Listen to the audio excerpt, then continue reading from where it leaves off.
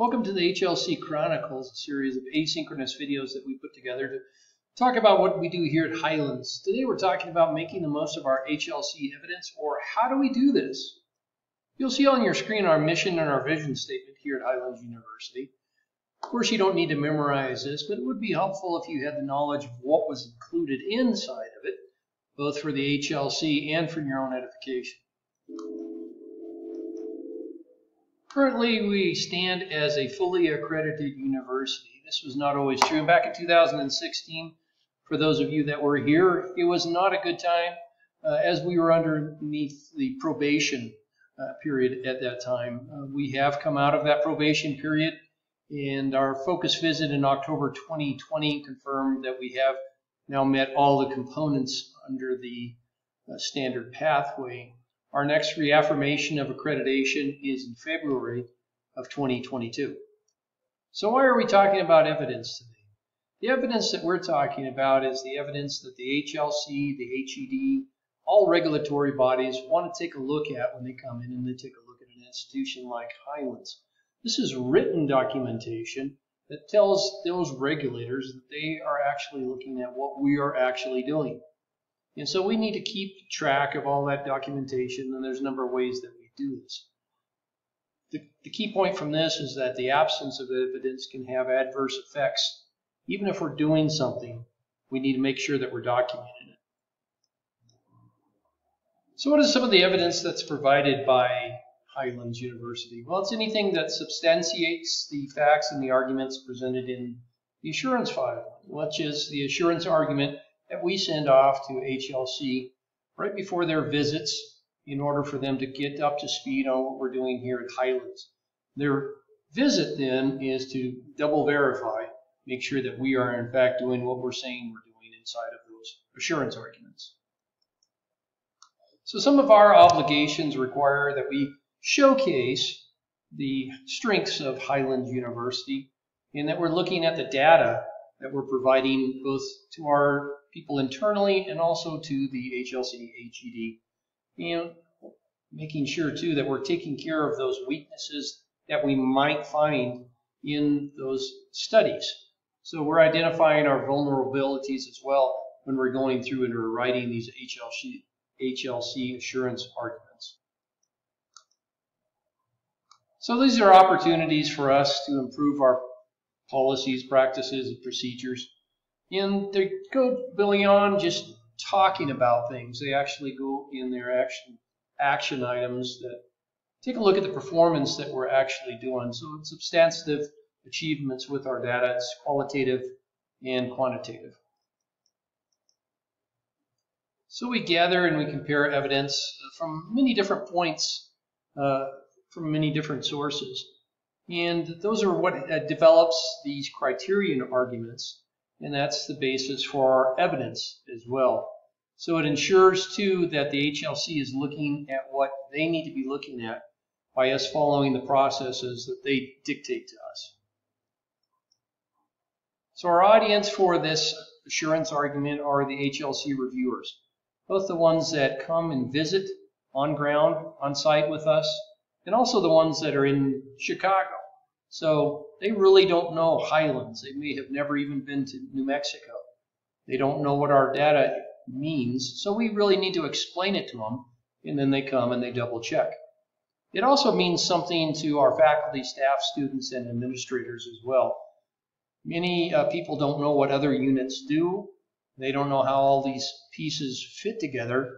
And hopefully by talking about this HLC process, we also enlighten the entire campus as to what's going on, and once again that opens us up to communications, both for opportunities and for building on our strengths. Basically, what is the story that we want to get across about Highlands University? What evidence will best illustrate that? It's a complex story, but we have to tell this story by putting our best foot forward. And we have to do it both internally and externally in order to move Highlands forward. So what we also need to do is address gaps in policies and processes in our data that we find when we go through this procedure. So we're reviewing, responding to, and we're writing multiple drafts of an assurance argument that's being upgraded and updated all the time. It's a living document. This is also a way to help everybody stay calm and enlist help too for the upcoming visit, because there's things that you know that I don't know and vice versa. So where do we start? We have started by assigning teams to each criteria. There's 5 criteria. And we've established a teaching method. And in these teams, what we're looking at is we're looking for ways to gather evidence. Once we have those teams in place and once they're gathering evidence, how do these evidence support each of these components? And what gaps do we see in those criteria? So we're asking for evidence to illustrate the story. So what do you know? And how do you know it? How do you prove it? Who has that information? And if there's more than one source, how do we choose or integrate? Once again, there could be 2 departments that are doing the same thing. Maybe we know about it, maybe we don't. Maybe there's a better way to do it, maybe there isn't a better way. We need to discover this. So streamlined data gathering is very both economical on both our time and our efforts as we're going through this. This also allows us to align Highland's processes with the evidence needed for those criteria elements. So we're looking for themes too as we go through this. We're looking for themes on how to both improve and how to make it better, and how do we report it, and then how do we substantiate it. So equally important is how have we addressed those areas of needed concern. Yeah, is there other gaps? Is there a gap in reporting, gap in policy? And how are we going to address that gap if we haven't already to demonstrate compliance? What we don't want to do is just dump a whole bunch of documentation onto the HLC or anyone. So what we want to do is we want to address each criterion and component individually. And there's a total of 67 of those. So we really need to focus on each one of those 67s. We're writing to an audience of real people. These are people that know universities, know what we're doing, what we should be doing, and they know what they're doing. So they might learn something from us. We might learn something from them as well. We link all of the documentation that we get in the evidence files, and we provide an analysis of this evidence. Once again, we're trying to explain to them who we are as Highlands.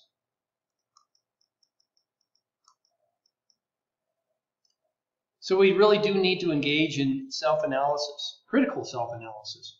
We need to be taking a look at ourselves and saying, are there things that we can do better? There might be things that we can do better. It might be fine exactly what we're doing right now. So we work, as I said, to interpret the data for them and double check that we have been addressing all of the criterions and the components therein. We need to be truthful about the whole Highlands picture.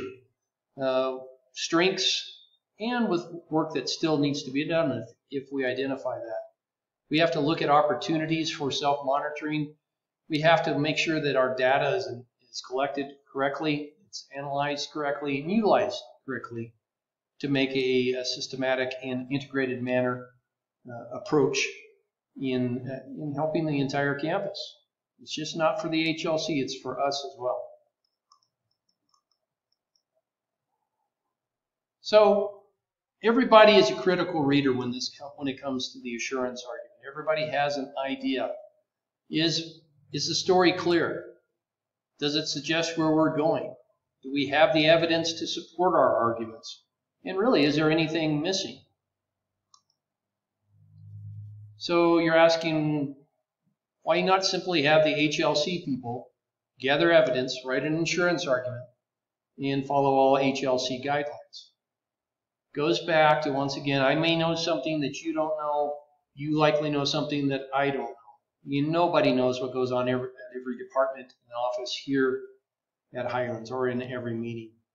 So accreditation actually affects all of us. Without accreditation, Highlands would not exist. Without Highlands, we would not have jobs. Without Highlands, Las Vegas would suffer. There's a lot of ramifications regarding accreditation. So we need to make sure that we're really taking this seriously. So some of the things that we can say is that this affects all of us. And using just 4A, there's 5 of them and 57 in total in subcomponents. We're talking about program reviews, we're talking about transcripts, we're talking about transfers, we're talking about programmatic accreditation, School of Business, School of Education, School of Social Work, and we're talking about the success of our graduates as well, when we're just talking about 4A. So what kind of evidence might that include then? Our review process, maybe a sample of a program review, the report of those accreditors, programmatic accreditors, our transfer policies, what's our academic catalog look like, talking to alumni, looking for exam results, processes for tracking graduates too. So once again, it doesn't just fall upon one person or one department accreditation. It falls upon all of us, and it can cross lines. How about 4B? Let's take that as an example. Once again, this engages in ongoing assessment. So what are some of those effective processes for assessment? How do we use that information gained? How do we reflect good practices? And is there substantial participation of the faculty in this as well? So what evidence are we looking for? We're looking for assessment plans, goals for programs, evidence of achievement, agendas and minutes of all these departments. We're looking at the annual assessment reports, and we're looking at the assessment committee's agenda and minutes. Once again, this is crossing many different faculty, staff, student, and administrative lines. Evidence for multiple users is included in here. If we're just taking a look at 2 of them, then we can say that program review processes can be used for gathering many different areas. Some we haven't even talked about yet, but these are identified, and these go back and forth. We talked earlier about multiple sources. This is what it means when we're talking about gathering information from multiple sources. So when we link our program review processes and evidence gathering, we have multiple components that we take a look at here. So this basically just showed for 4A and B, some for 4C, some for 3C. But when we go back and we look at 5 or when we look at 2, the same thing is going to be shown, that these cross those lines, not only in the criterion that the HLC is looking at, but also in the departments and the offices here on the Highlands campus. And this will be beneficial to us too, because we can incorporate this into our own internal program review guidelines.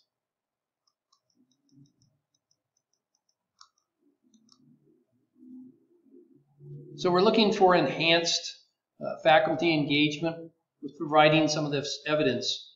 We're looking for deeply involved and engaged faculty as well. We're hoping that that's what we see. If we do this for HLC purposes, then we're not overwhelmed. HLC team is not overwhelmed writing the assurance argument. For faculty, this allows for more comprehensive reviews. And for Highlands overall, it helps with telling the story. Remember, we're just talking about 4A and 4C on this particular one. So this whole process will help with planning ahead, streamlining information gathering. Hopefully that Highlands shuffle becomes minimized. We look, the 3 most important bits of these key takeaways for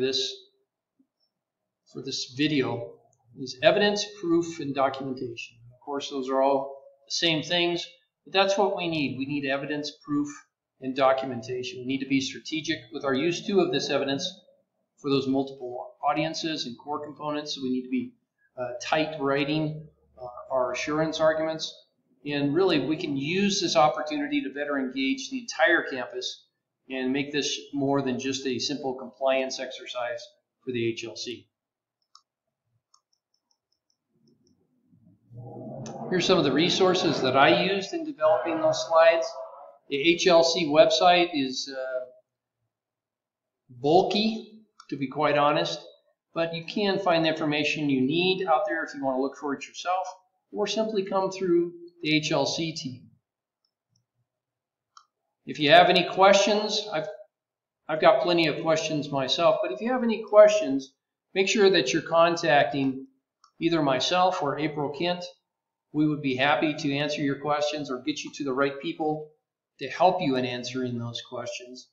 But anything related to HLC, please get with us sooner rather than later, and we will follow up and make sure that the information is provided to you. HLC does more than just write reports too, so program reviews, program applications, there's a lot that we do. And we'll learn more as we go through and we take a look at some more of these asynchronous videos. Thank you for listening, and hopefully you've learned a little bit more about the HLC by watching this video.